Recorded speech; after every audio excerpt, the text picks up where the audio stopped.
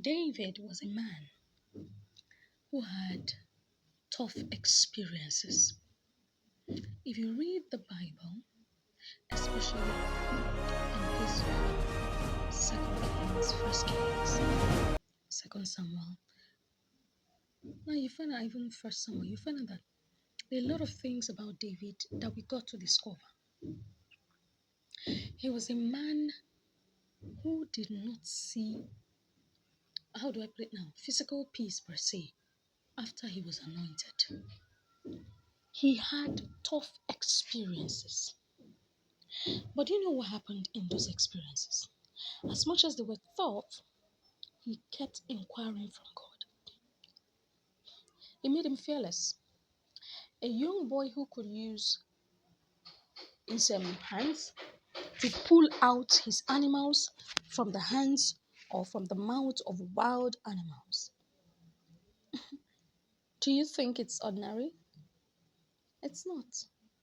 Because he had learned to be alone because of the experiences of being alone.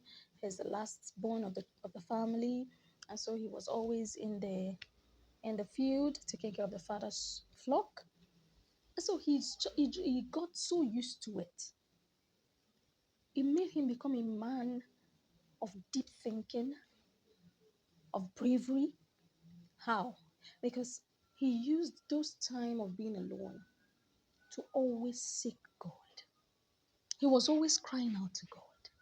He was always seeking for the help of God. If you read his Psalms, you will see it there. He was always a man pleading for the help of God. My soul, why are you disquieting within me? Why are you cast down? Hope thou again in God, for he is my help. The Lord is my portion forever.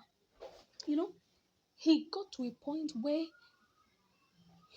the only ally he had was God. And so that made him so dependent on God. That was his experience. Experience of being alone. He had brothers, but they were out for more important things, and he was alone.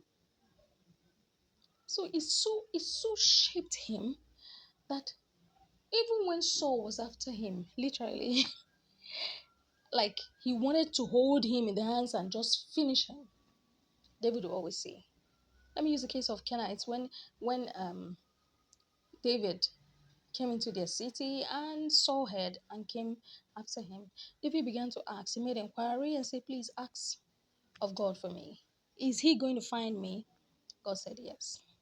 "Will these people hand me over to him?" Said, "Yes." Do you know what?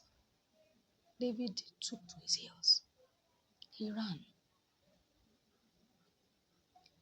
Now, by the time he became a king, although there were so many things he maybe in the process of being a king and relaxing after so many years of battle and toilings, afflictions, persecutions. Now, there were so many things he now began to understand. And there were other things also he began to relax on, which gave room for the enemy to actually attack him on. But using that experience, it shows you that some experiences can actually bring you into a positive way of life, while some can lead one into the negative way of life. Joseph, to a perfect example, he was never a boy loved by his brothers, only his parents, his mother and his father. His brothers hated, the Bible says his brothers hated him. Why? Because of his dreams. So it was a case of hatred that was placed upon him because of the gift or the grace God gave to him. Now you can find out that this actually made Joseph to become like uh, an unwanted person in his house, except for his parents. And all of this happened to the point his brother sold him. I know Joseph in his heart will be saying, what else can you not have you not done? Eh? You have done all this and now to the point of selling him to strangers? But you know what? Because of all of this, it drew him closer to God. he became so closely knitted with God that when things began to go the wrong way, Joseph knew that he had a God. He held on to him until the day of his coronation. So certain experiences has a way of drawing us closer to God or taking us far away from God. The choice is now if we choose to hand over those experiences to God, just like what these two men did, David and Joseph. They handed the experience to God. They drew closer to him. They sought his face. They actually leaned on him. And he converted the bitter experiences they had to have a sweet ending. But for others, it was not so. Someone like Judas, he had a beautiful master. He had a beautiful friend. He had the privilege to see miracles, raw miracles happening right before his eyes by the very one who called them to be with him. He had all of those privileges. He was loved. But at the end of the day, because of some things that were not handled, it was turned to the wrong direction. And he lost it at the end of the day. God forbid that it be the portion of any one of us. But it's very important that negative experiences should be handed over to God so that it can bring forth a good ending. Some have been abused, some disappointed, some betrayed, some backstabbed, some have even been destroyed by the very people whom they have loved. And the pain is just so deep. Imagine a friend snatching her friend's husband, a very close friend. Or another friend destroying another friend because he or she has gotten something that he has been praying for so long. All of these are experiences that are not good. Running down someone else's reputation because you feel what they have should be yours. So the best way to handle it is to run them down. And with that, you cause unwanted isolation. Now, in the case of David, his brothers did not run him down. It was just by reason of placement in the family.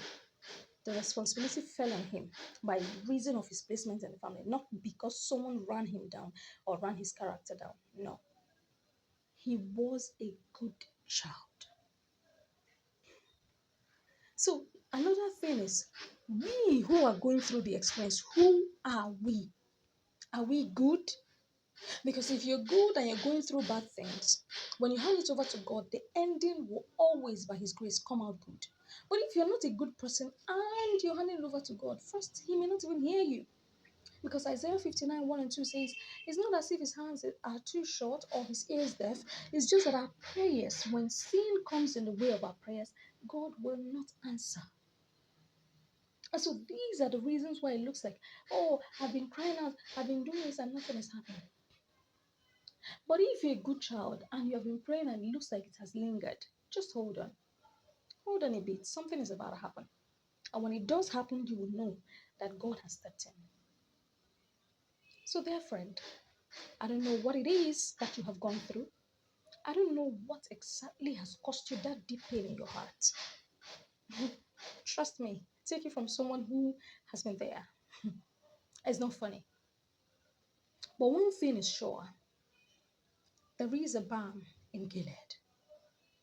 He's able to soothe the pain of his children.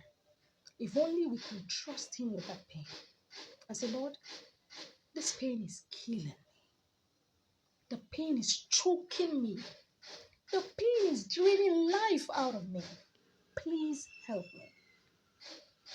I bet you, dear friend, from a sincere heart, from a good person who loves God and who loves the things of God and who indeed is a child of God, God will come through. It doesn't matter how long, but He will surely come through. Thank you for being here. Please, when you have negative experiences, don't let them end in a negative way.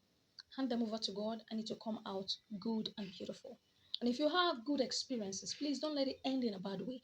Uzziah was helped by God, but he ended badly.